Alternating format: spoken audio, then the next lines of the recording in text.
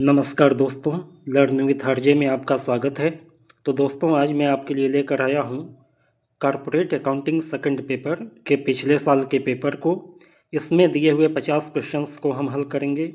इसके अलावा corporate accounting के 2 MCQ प्रैक्टिस सेट मेरे चैनल पे हैं, जिसका लिंक आपको डिस्क्रिप्शन में मिल जाएगा। इसके अलावा GST, मॉनेटरी थ्योरी और इंश्योरेंस के भी पेपर्स के लिए आपके बहुत सारे वीडियो बने हुए हैं, जिन्हें अलग अलग प्लेलिस्ट में सब्जेक्ट वाइज रखा गया है। उन प्लेलिस्ट का लिंक भी आपको डिस्क्रिप्शन में मिल जाएगा, आप उन सब का लाभ उठाइए। तो ये पेपर 2024-25 का है, यानी दिसंबर 2024 में जो एग्ज़ाम हुआ था उसका। तो आइए शुरू करते हैं। पहला प्रश्न है, जब ख्याति का मूल्यांकन किया जाता है तो निम्नलिखित में से किस विधि का उपयोग किया जाता है? When evaluating goodwill which of the following method is used? Average profit method यानी औसत लाभ विधि, वेटेड प्रॉफिट मेथड यानी भारित लाभ विधि, सुपर प्रॉफिट मेथड यानी सुपर लाभ विधि, या all of the above.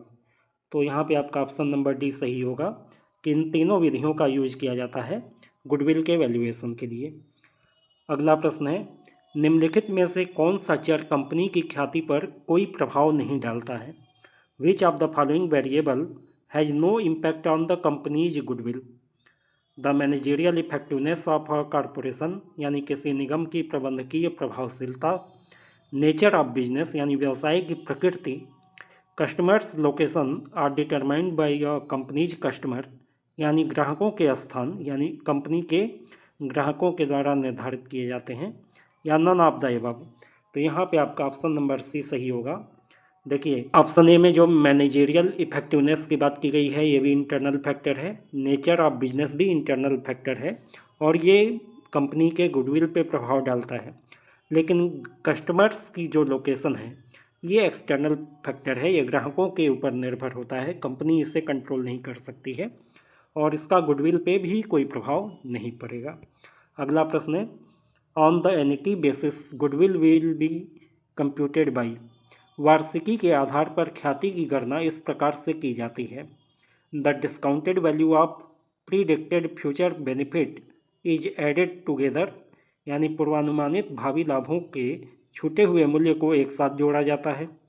Expected rate of return divided by super profit, प्रत्याशित अवधि की दर को सुपर लाभ से विभाजित किया जाता है। Multiplying the number of years purchase by the average profit, खरीदे गए वर्षों की संख्या को औसत लाभ से गुणा करना, या the number of years bought multiplied by the super profit, खरीदे गए वर्षों की संख्या को सुपर लाभ से गुणा करना। तो यहाँ पे आप समझ गए होंगे कि ऑप्शन सी में एवरेज प्रॉफिट मेथड को बताया गया है और ऑप्शन डी में सुपर प्रॉफिट मेथड को बताया गया है। और ये ऑप्शन बी कोई मेथड नहीं होता है, डिवाइड करके कोई भी गुडविल की गणना नहीं होती है। वार्षिकी के आधार पे जो पूछा है, ये यहाँ पे आपका ऑप्शन नंबर ये सही होगा। यहाँ पे फ्यूचर वैल्यू, फ्यूचर बेनिफिट को ध्यान में रखते हुए गुडविल का वैल्यूएशन किया जाता है। ऑप्शन नंबर ए आपका सही हो जाएगा। अगला प्रश्न है, गुडविल इज रेफर्ड टू, ख्याति को संदर्भित किया जाता है। फिक्स्ड एसेट यानी अचल संपत्ति, रिलाइजेबल एसेट यानी वसूली योग्य संपत्ति, एन इंटेंजिबल एसेट यानी अमूर्त संपत्ति, या ऑल ऑफ द एबव, उपरोक्त सभी। तो देखिए, यहाँ पे आपका ऑप्शन नंबर सी सही होगा। गुडविल एक अमूर्त संपत्ति होती है, एक इंटेंजिबल एसेट होती है। ठीक है। अगला प्रश्न है, goodwill is paid for procuring, ख्याति का भुगतान प्राप्ति के लिए क्या किया जाता है? प्रेजेंट बेनिफिट, वर्तमान लाभ, पास्ट बेनिफिट, पिछला लाभ, फ्यूचर बेनिफिट यानी भविष्य का लाभ, या नन ऑफ द एबव, उपरोक्त में से कोई नहीं। तो गुडविल का भुगतान जो है भविष्य के लाभों के लिए किया जाता है। ऑप्शन नंबर सी आपका सही होगा, फ्यूचर बेनिफिट। मान लीजिए किसी संस्था की गुडविल अच्छी है तो उस संस्था को खरीदते वक्त आप ज़्यादा पेमेंट कर सकते हैं, क्योंकि आपको पता है कि उसकी ख्याति का लाभ आपको मिलेगा, भविष्य में आपके लाभ बढ़ेंगे। ठीक है। अगला प्रश्न देखिए, सामान्य लाभ शब्द का संबंध है। The term normal profit relate to average profit earned यानी अर्जित औसत लाभ, excess of average profit over super profit, super लाभ पर औसत लाभ का आधिक्य, profit earned in abnormal circumstances, असामान्य परिस्थितियों में अर्जित लाभ, या profit earned by the similar companies in the same industry, समान उद्योग में समान कंपनियों द्वारा अर्जित लाभ। तो देखिए सामान्य लाभ का मतलब होता है कि ऐसा लाभ जो सामान्य उद्योग में उस जैसी अन्य कंपनियां अर्जित कर रही हों। ठीक है, तो यहाँ पे ऑप्शन नंबर डी सही हो जाएगा। अगला प्रश्न है, ख्याति पर मूल्य ह्रास लगाया जाता है। Depreciation is provided on the goodwill diminishing balance method यानी ह्रासमान संतुलन विधि से, एनिटी मेथड यानी वार्षिकी विधि से, न्यूमेरिकल मेथड यानी संख्यात्मक विधि से, या डेप्रिसिएशन इज नॉट प्रोवाइडेड मूल्य ह्रास नहीं लगाया जाता है। तो यहाँ पे आपका ऑप्शन नंबर डी सही होगा। ख्याति के ऊपर कोई भी डेप्रिसिएशन नहीं लगाया जाता है। ठीक है, डेप्रिसिएशन इज नॉट प्रोवाइडेड। अगला प्रश्न है, goodwill on purchase of businesses, व्यवसाय के खरीद पर ख्याति है। Excess of purchase consideration on net asset यानी शुद्ध परिसंपत्तियों पर क्रय प्रतिफल की अधिकता। नेट एसेट परचेज कंसिडरेशन शुद्ध परिसंपत्तियां माइनस क्रय प्रतिफल। Net asset upon purchase consideration यानी शुद्ध परिसंपत्तियां अपॉन क्रय प्रतिफल, या नन ऑफ द अबव। तो देखिए गुडविल का मतलब ये होता है कि जब व्यवसाय को खरीदा जा रहा है तो शुद्ध परिसंपत्ति जो है किसी संस्था या कंपनी की, उससे यदि ज़्यादा क्रय प्रतिफल दिया जा रहा है तो वो क्यों दिया जा रहा है, वो गुडविल के बदले दिया जा रहा है। ठीक है, तो शुद्ध परिसंपत्तियों पर क्रय प्रतिफल की जो अधिकता होती है वही आपका गुडविल माना जाएगा। अगला प्रश्न है, ख्याति का निर्धारण करना आवश्यक है। It is essential to determine goodwill at the time of issue of share यानी अंशों को निर्गमित करते समय, at the time of sales of company company के बिक्री के समय, at the time of winding up of company company के समापन के समय, या at the time of forfeiture of share अंशों के हरण के समय। तो यहाँ पे आपका ऑप्शन नंबर बी सही होगा। कंपनी की बिक्री के समय गुडविल का मूल्यांकन करना आवश्यक होता है। ठीक है, अगला प्रश्न है, the value of goodwill is the highest of, ख्याति का मूल्य सबसे अधिक होता है। डॉग गुडविल यानी कुत्ते की प्रकृति की ख्याति में, रैट गुडविल यानी चूहे के प्रकृति की ख्याति में, कैट गुडविल यानी बिल्ली की प्रकृति की ख्याति में, या ऑल ऑफ द अबव। तो ये क्वेश्चन मैंने आपको प्रैक्टिस में भी कराया है कि बिल्ली के प्रकृति की ख्याति ये सबसे ज़्यादा गुडविल देने वाली ख्याति की प्रकृति है, सबसे ज़्यादा गुडविल इसी में पाई जाती है। क्योंकि बिल्ली का स्वभाव क्या होता है कि वो अपने स्थान पर स्थिर रहना चाहती है, वो अपना जगह छोड़ के जल्दी जाती नहीं है। यानी संस्था का मालिक भी यदि कहीं चला जाए तो भी संस्था के साथ ये जुड़ी रहेगी। कुत्ते की प्रकृति की ख्याति में क्या होता है, कुत्ता मालिक के प्रति वफादार होता है। यानी व्यापार का ओनर या व्यापार में जो मुख्य कार्य करता है यदि वो व्यापार छोड़ के चला जाता है तो ख्याति भी उसके साथ चली जाती है। चूहे की प्रकृति की ख्याति सबसे घटिया होती है, जिसमें गुडविल की वैल्यू सबसे कम होती है, क्योंकि चूहा एक जगह स्थिर होकर टिकता ही नहीं है, वो इधर उधर भागता दौड़ता रहता है। ठीक है, तो यहाँ पे आपका ऑप्शन नंबर सी सही होगा कि बिल्ली के प्रकृति की ख्याति सबसे ज़्यादा होती है। अगला प्रश्न है, औसत लाभ में व्यवसाय के मालिक को दिया जाने वाला उचित पारिश्रमिक घटाया जाता है, जोड़ा जाता है, अलग रखा जाता है, या कोई व्यवहार नहीं किया जाता है। In the average profit the reasonable remuneration to the owner of the business is deducted, added, kept apart, या नो ट्रीटमेंट। तो यहाँ पे आपका ऑप्शन नंबर ए सही होगा। रेम्यूनरेशन को या पारिश्रमिक को घटाया जाता है और उसके बाद जो लाभ आता है उसका यूज किया जाता है गुडविल के कैलकुलेशन के लिए। अब यहाँ से आपके शेयर वैल्यूएशन के क्वेश्चंस चालू हो गए। अभी तक आपके गुडविल के वैल्यूएशन से रिलेटेड क्वेश्चंस थे, तो आइए देखते हैं। Valuation of share is necessary, अंशों का मूल्यांकन आवश्यक है। ऑन रिकंस्ट्रक्शन ऑफ कंपनी यानी कंपनी के पुनर्निर्माण पर, ऑन एमलगमेशन यानी एकीकरण पर, ऑन एब्जॉर्प्शन यानी अवशोषण पर, या फिर ऑल ऑफ द एबव, उपरोक्त सभी। तो यहाँ पे आपका ऑप्शन नंबर डी सही होगा कि कंपनी का किसी भी तरीके का मर्जर होता हो, एक्विजिशन होता हो, तो उसमें शेयर को वैल्यूड करना पड़ता है, उसका वैल्यूएशन करना पड़ता है। अगला प्रश्न है, अंशों के आंतरिक मूल्यांकन की विधि है अर्जन विधि, समता विधि, बाजार मूल्य विधि, या उपरोक्त सभी।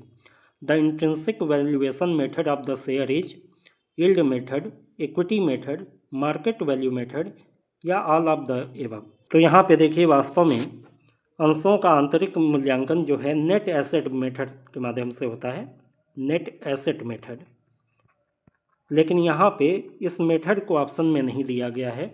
तो इन तीनों में यदि देखा जाए तो सबसे ज़्यादा जो करीबी मूल्यांकन होता है वो अर्जन विधि में होता है, यील्ड मेथड में। तो यहाँ पे इसे सही माना जा सकता है, हालांकि ये भी पूरा सही नहीं है। नेट एसेट मेथड से इंट्रिंसिक वैल्यू का पता चलता है।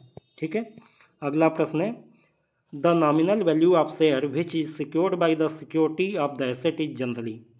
अंशों के नाम मात्र मूल्य में जो परिसंपत्तियों की सुरक्षा द्वारा सुरक्षित होता है आमतौर पर होता है मोर यानी ज़्यादा, लेस यानी कम, नो रिलेशन यानी कोई संबंध नहीं, या इक्वल। तो देखिए नाम मात्र मूल्य का मतलब क्या है, अंशों का अंकित मूल्य। तो परिसंपत्तियों की सुरक्षा से जितना भी सुरक्षित किया जाए शेयर, उसका अंशों के नाम मात्र मूल्य से कोई रिलेशन नहीं होता है। ऑप्शन नंबर सी आपका सही होगा, क्योंकि अंशों का जो नॉमिनल वैल्यू है वो आर्टिकल ऑफ एसोसिएशन पर आधारित होता है, न कि परिसंपत्तियों से उसे सुरक्षित करने के माध्यम से उस पर कोई फर्क पड़ता है। ठीक है, अगला देखिए आंतरिक मूल्य विधि में निम्नलिखित परिसंपत्तियां शामिल की जाती हैं। In intrinsic value method following asset are included. प्रारंभिक व्यय, पेटेंट, ऋणपत्रों में छूट या ख्याति, preliminary expenses, patent, discount on debenture या गुडविल। तो यहाँ पे आपका ऑप्शन नंबर डी सही होगा कि आंतरिक मूल्य विधि में गुडविल को एसेट में शामिल किया जाता है। बाकी तीनों एसेट को शामिल नहीं किया जाएगा क्योंकि ये फिक्टिशियस एसेट के अंतर्गत आती हैं। ठीक है, इन एसेट को आंतरिक मूल्य विधि में शामिल नहीं किया जाता है। अगला प्रश्न है शुद्ध परिसंपत्ति विधि में परिसंपत्तियों को किस मूल्य को लिया जाना चाहिए। In the net asset method the asset should be taken at the value in book value यानी पुस्तक मूल्य, एमोर्टाइज वैल्यू यानी परिशोधित मूल्य, रीवैल्यूएटेड प्राइस यानी पुनर्मूल्यांकित मूल्य, या नॉर्मल वैल्यू सामान्य मूल्य। तो देखिए शुद्ध परिसंपत्ति विधि में संपत्तियों को पुनर्मूल्यांकित मूल्य पर लिया जाता है यानी रिवैल्यूएटेड प्राइस पे लिया जाता है। ऑप्शन नंबर सी आपका सही हो जाएगा। अगला प्रश्न है आंतरिक पुनर्निर्माण में in the internal reconstruction no company goes into the liquidation यानी कोई भी कंपनी का परिसमापन नहीं की जाती है। Only one company goes into the liquidation, केवल एक कंपनी परिसमापन में जाती है। Two or more companies are liquidated, दो या दो से अधिक कंपनियों का परिसमापन किया जाता है। या one or more company go into the liquidation, एक या अधिक कंपनियां परिसमापन में चली जाती हैं। तो देखिए आंतरिक पुनर्निर्माण का मतलब है जो कंपनी पहले से चल रही है वही कंपनी आगे भी चलेगी, केवल उसके एसेट लाइबिलिटीज और जो लॉसेज हैं उसको थोड़ा सा एडजस्ट किया जाता है या उनका थोड़ा सा रीऑर्गेनाइजेशन होता है। तो यहाँ पे आंतरिक पुनर्निर्माण में कोई भी कंपनी परिसमापन में नहीं जाती है। ऑप्शन नंबर ए सही होगा, पहले जो कंपनी थी वही कंपनी अभी भी रहेगी। अगला प्रश्न है अंशों के मूल्यांकन की विधि है the method of valuation of share is goodwill valuation method यानी ख्याति मूल्यांकन विधि, इनकम वैल्यूएशन मेथड आय मूल्यांकन विधि, प्रॉफिट वैल्यूएशन मेथड यानी लाभ मूल्यांकन विधि, या ऑल ऑफ द अबव उपरोक्त सभी।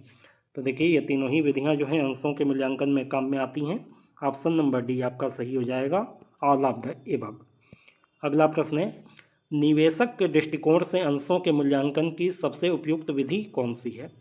The most appropriate method of valuation of share from the point of view of investor is net asset method यानी शुद्ध परिसंपत्ति विधि, इनकम वैल्यूएशन मेथड यानी आय मूल्यांकन विधि, net asset and income method यानी शुद्ध परिसंपत्ति और आय विधि, या नन ऑफ द अबव उपरोक्त में से कोई नहीं।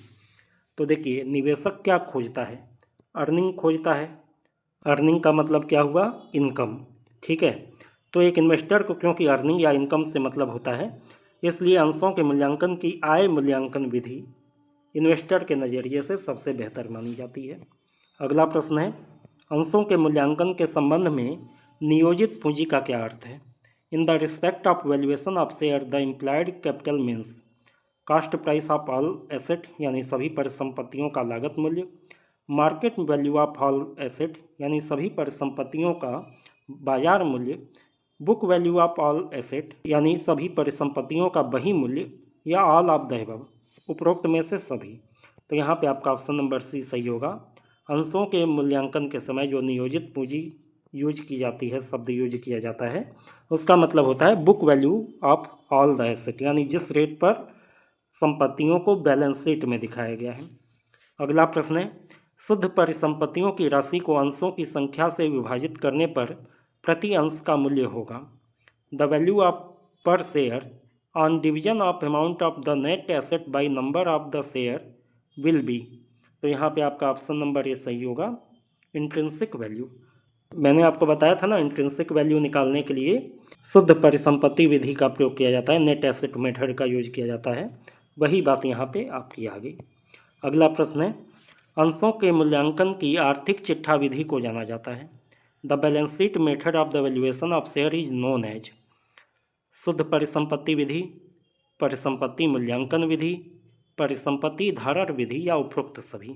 Net asset method, asset valuation method, asset holding method, या ऑल ऑफ दीज। तो देखिए, नेट एसेट मेथड का कई नाम दिया गया है, ये सभी नाम सही हैं। ठीक है, net asset method, asset valuation method, asset holding method, या फिर बैलेंस शीट मेथड, ये चारों एक ही विधि का चार नाम है। ठीक है, अलग अलग नाम से इसे बुलाया जाता है। अगला प्रश्न है, the formula to determine net asset will B.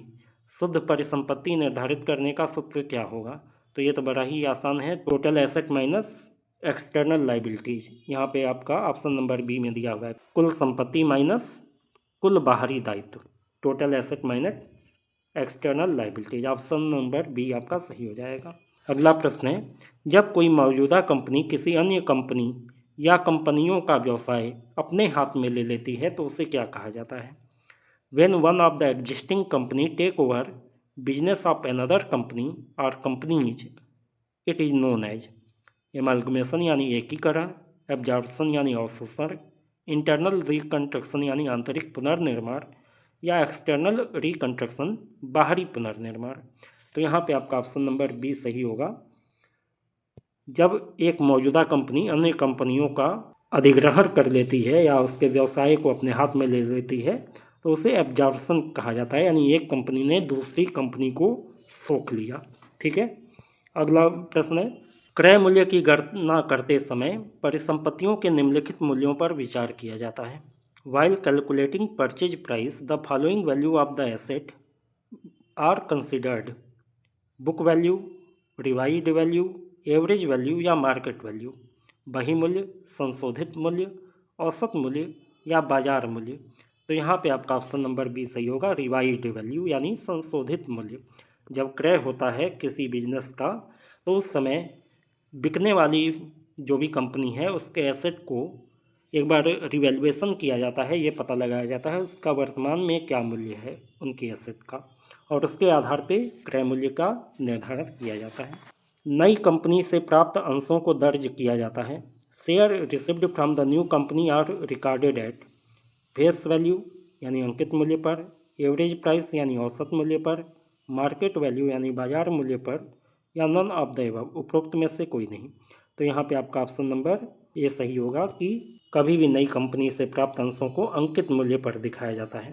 ठीक है, अगला प्रश्न है, समामेलन समायोजन खाता पुस्तकों में प्रदर्शित होता है, इसे आर्थिक चिट्ठे में किसके अंतर्गत दिखाया जाता है? The amalgamation adjustment account appear in the book. It is shown under the heading of dash in the balance sheet.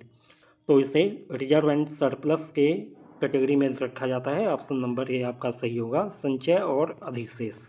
ठीक है, अगला प्रश्न है, एकीकरण के मामले में विविध व्ययों को किस में शामिल किया जाता है?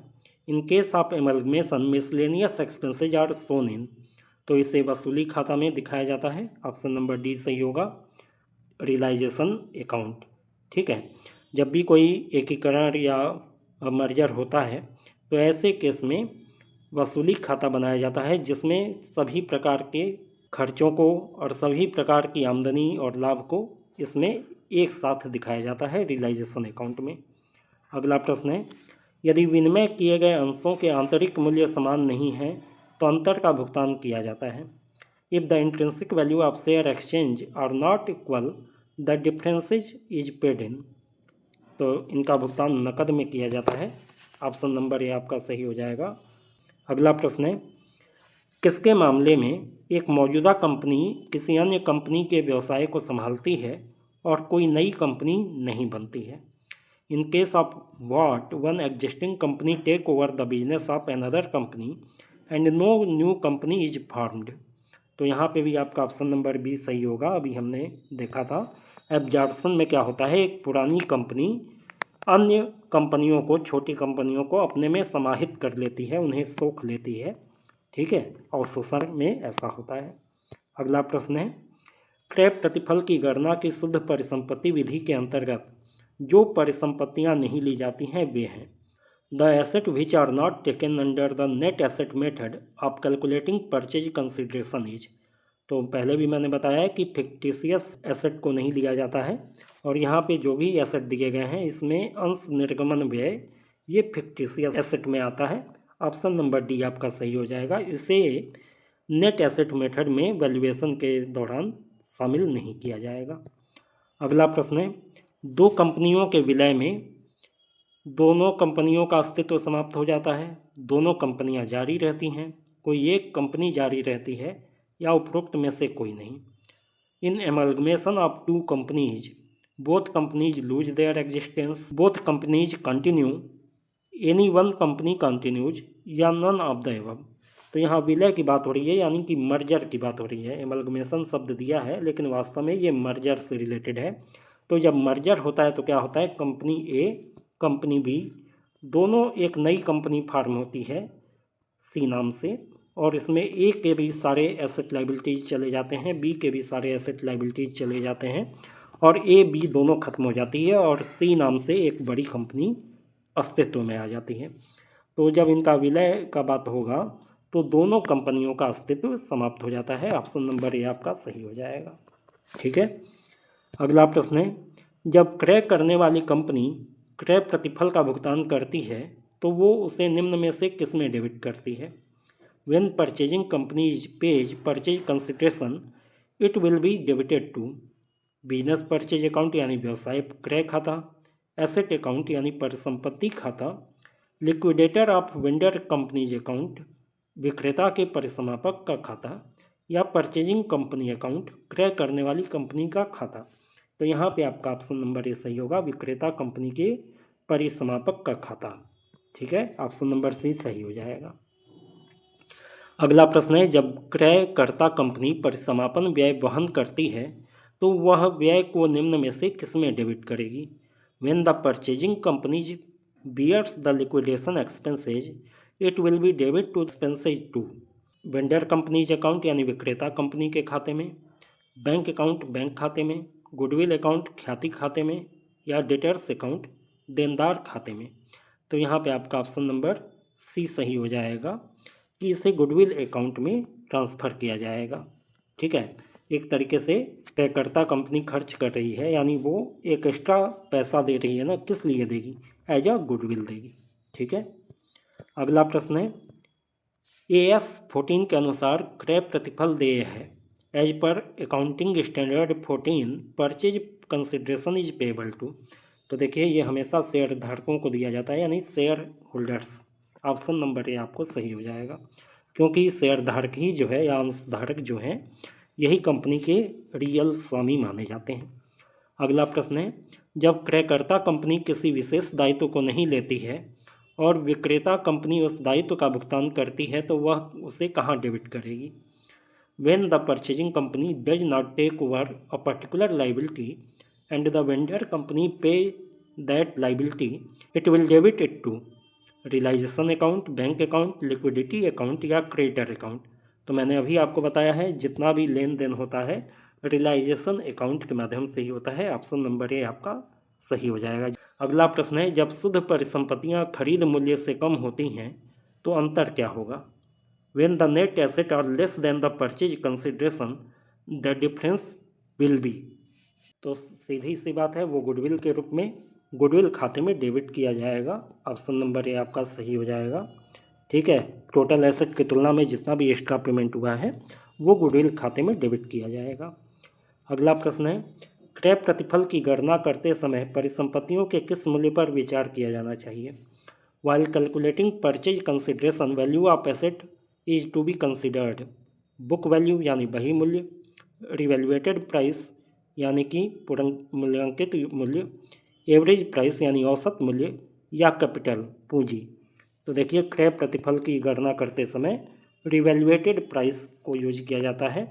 जितनी भी एसेट्स होती हैं उनका पुनर्मूल्यांकन किया जाता है कि आज के डेट में उनकी वैल्यू कितनी है, उसके आधार पर क्रय प्रतिफल को निर्धारित किया जाता है। अगला प्रश्न है शुद्ध परिसंपत्ति माइनस पूंजी संचय है। Net asset minus capital reserve is goodwill यानी ख्याति, टोटल एसेट यानी कुल परिसंपत्तियाँ, परचेज कंसिडरेशन यानी क्रय प्रतिफल, या नन ऑफ दीज इनमें से कोई नहीं।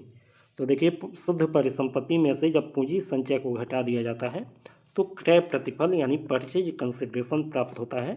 ऑप्शन नंबर सी आपका सही हो जाएगा। अगला प्रश्न देखते हैं, जब परिसमापन व्यय का भुगतान विक्रेता कंपनी द्वारा किया जाता है तो इसे डेबिट किया जाता है। When liquidation expenses is paid and borne by seller company then it is debited to bank account, goodwill account, realisation account, या कैपिटल रिजर्व अकाउंट। तो यहाँ पे आपका ऑप्शन नंबर सी सही होगा। इसे भी रियलाइजेशन अकाउंट यानी वसूली खाते में डेबिट किया जाएगा। ठीक है। अगला प्रश्न देखिए, नई कंपनी से प्राप्त अंशों को दर्ज किया जाता है। The share received from the new company is recorded at. तो ये क्वेश्चन तो हमने पहले भी किया है। अंकित मूल्य पर कभी भी शेयर को रिकॉर्ड किया जाता है फेस वैल्यू पे। अगला प्रश्न है, यदि अवशोषण के समय खरीद के लिए दिए जाने वाले अंशों का बाजार मूल्य प्रतिफल है तो अंशों का क्या निर्धारित करना होता है? If the market price of the share to be given for the purchase consideration at the time of absorption, what of the share is to be determined? Fair value यानी उचित मूल्य, फेस वैल्यू यानी अंकित मूल्य, intrinsic value यानी आंतरिक मूल्य, या यील्ड वैल्यू उपज मूल्य। तो यहाँ पे आपका ऑप्शन नंबर ए सही होगा। अंशों के उचित मूल्य को निर्धारित करना होगा, ठीक है, जब शेयर में क्रय प्रतिफल का पेमेंट हो रहा हो। अगला प्रश्न, कंपनियों के विलयन किसके द्वारा नियंत्रित होता है? Amalgamation of the company is governed by. तो अभी हमने देखा था अकाउंटिंग स्टैंडर्ड 14 के अंतर्गत एमलगमेशन से संबंधित सारे प्रोविजन दिए गए हैं। ऑप्शन नंबर ए सही हो जाएगा। अगला प्रश्न है, समामेलन का मुख्य उद्देश्य क्या है? यहाँ पे समामेलन अमलगमेशन की हिंदी के रूप में दिया हुआ है। ठीक है। The main objective of the amalgamation is to maximise common benefit यानी अधिकतम सामान्य लाभ, टू रिड्यूस इंटरनल कंपटीशन आंतरिक प्रतिस्पर्धा को कम करना, to minimise the common expenses सामान्य व्यय को न्यूनतम करना, या ऑल ऑफ द अबव उपरोक्त सभी।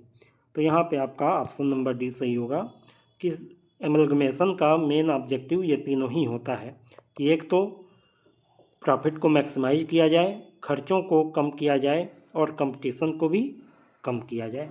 ठीक है।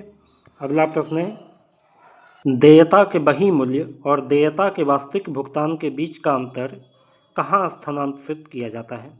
The difference between book value of liabilities and actual payment of liabilities is transferred to profit and loss account यानी लाभ हानि खाते, गुडविल अकाउंट यानी ख्याति खाता, कैपिटल रिजर्व यानी पूंजी संचय, या रियलाइजेशन अकाउंट वसूली खाता।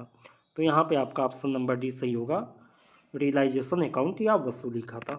ठीक है। अगला प्रश्न है, विविध परिसंपत्तियों को वसूली खाते में किस मूल्य पर स्थानांतरित किया जाता है? Sundry asset are transferred to the realisation account at agreed value यानी सहमति मूल्य पर, बुक वैल्यू यानी बही मूल्य पर, लोअर वैल्यू यानी कम मूल्य पर, या नन कोई नहीं। तो वास्तव में संपत्तियों का पुनर्मूल्यांकन होता है और जिस मूल्य पर लोग सहमत हो जाते हैं दोनों पार्टीज, एग्रीड वैल्यू जो होती है, इसी पे इसको स्थानांतरित किया जाता है रियलाइजेशन अकाउंट में। ऑप्शन नंबर ए आपका सही हो जाएगा। अगला प्रश्न है, वसूली लाभ को क्रेडिट किया जाता है। Realisation profit is credited to debenture holders account, preferential share holders account, equity share holders account, या नन ऋणधारक के खाते में, अधिमान अंशधारक के खाते में, समता अंशधारक के खाते में, या कोई नहीं। तो यहाँ पे आपका ऑप्शन नंबर सी सही होगा, समता अंशधारक के खाते में। ठीक है, ऑप्शन नंबर सी सही हो जाएगा। अगला प्रश्न है, पूलिंग ऑफ द इंटरेस्ट विधि का उपयोग किस प्रकृति के समामेलन में किया जाता है? Pooling of interest method is used in the amalgamation in the nature of purchase, क्रय, मर्जर, विलय, मिक्स, मिश्रित या अदर्स। तो देखिए, पूलिंग ऑफ इंटरेस्ट का मतलब है कि दोनों पार्टीज के इंटरेस्ट को ध्यान में रखते हुए, यानी कितना इंटरेस्ट किसका लिया जा रहा है। तो वास्तव में विलय की प्रकृति में देखा जाता है कि दोनों कंपनियों का क्या क्या इंटरेस्ट शामिल किया जाना है नई कंपनी में। पूलिंग ऑफ द इंटरेस्ट विधि से कहा जाता है और ये मर्जर यानी विलय की एक विधि है। अगला प्रश्न है, ख्याति का मूल्यांकन पिछले 5 वर्षों के औसत लाभ के 1.5 वर्षों के क्रय पर किया जाता है। 5 वर्षों का लाभ निम्नवत है, ख्याति निकालिए। तो यहाँ पे आपको एवरेज प्रॉफिट मेथड से गुडविल को निकालने को कह रहा है। तो इसका फार्मूला होता है average profit multiplied by year of purchase. तो ईयर ऑफ परचेज आपको बता दिया है 1.5, ठीक है। और एवरेज प्रॉफिट आपको निकालना पड़ेगा। एवरेज प्रॉफिट निकालने के लिए क्या करेंगे आप, 20,000, 18,000, 9,000 इन तीनों को जोड़ लेंगे। ये तीनों प्रॉफिट हैं। ये कितना हो जाएगा, 47,000। और 2,000 और 5,000 हानि 2 वर्षों में हुई है, यानी 7,000 रुपये की हानि हुई है। तो आपका 5 साल में टोटल प्रॉफिट आपने कितना कमाया, 40,000। यानी एवरेज प्रॉफिट कितना हो जाएगा, 40,000 डिवाइडेड बाई 5। 5 साल के प्रॉफिट को हम ले रहे हैं, यानी 8,000। तो 8,000 का एवरेज प्रॉफिट, 1.5 साल का परचेज, ईयर ऑफ परचेज, तो ये हो जाएगा 12,000 रुपये गुडविल की वैल्यू, ठीक है। ऑप्शन नंबर ए आपका सही हो जाएगा। आखिरी क्वेश्चन पे बढ़ने के पहले आपको बता दूं कि आप लोग GST, monetary theory and practice in India, principle and practice of insurance, इन तीनों विषयों के एमसीक्यूज को देख सकते हैं मेरे चैनल पे। उसकी अलग अलग प्लेलिस्ट बनी हुई है पेपर वाइज, जिसका लिंक इस वीडियो के डिस्क्रिप्शन में दिया हुआ है। आप डायरेक्टली उसे टच करके वहां पहुंच सकते हैं। इसके अलावा कॉर्पोरेट अकाउंटिंग सेकंड पेपर के लिए भी 2 एमसीक्यूज प्रैक्टिस सेट का वीडियो है, जिसमें 100 से ज़्यादा एमसीक्यूज की प्रैक्टिस आपको कराई गई है। उसे भी आप लोग देखें और अपने दोस्तों को भी शेयर करें, आपके लिए काफ़ी उपयोगी होगा। तो आइए देखिए, आंतरिक पुनर्निर्माण के समय संपत्तियों के पुनर्मूल्यांकन पर लाभ को क्रेडिट किया जाता है। पूंजी संचय खाते में, अंश पूंजी खाते में, संपत्ति खाते में या पूंजी कटौती खाते में। Eight the time of internal reconstruction profit on the revaluation of asset is credited. Capital reserve account, share capital account, asset account या कैपिटल रिडक्शन अकाउंट। तो यहाँ पे आपका ऑप्शन नंबर डी सही होगा, कैपिटल रिडक्शन अकाउंट या पूंजी कटौती खाता, ठीक है। तो आज ये क्वेश्चन पेपर कंप्लीट हुआ। उम्मीद है कि ये वीडियो आपके लिए उपयोगी रहा होगा। यदि वीडियो आपको अच्छा लगा हो तो वीडियो को लाइक कीजिए, शेयर कीजिए और चैनल को सब्सक्राइब करके बेल आइकन दबा दीजिए, ताकि नए वीडियो की नोटिफिकेशन आपको समय से मिल जाए। Good day to all of you.